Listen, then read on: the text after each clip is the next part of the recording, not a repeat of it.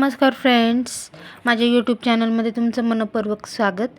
आज आपण बनवणार आहोत सोयाबीनची चटणी। तुम्ही भातासोबत, मसाला खिचडी कशासोबतही खाऊ शकता। तर चला आपण पाहूया। मी पहिला सोयाबीन भाजून घेतलेला आहे, थोडंसं एकदम नॉर्मली तेल टाकून भाजून घेतलेलं आहे। याआधी मला सांगा, कोणी कोणी सोयाबीनची चटणी खाल्लेली आहे त्यांनी मला नक्कीच कमेंट करा। सोयाबीन छान भाजून घेतलेले आहेत।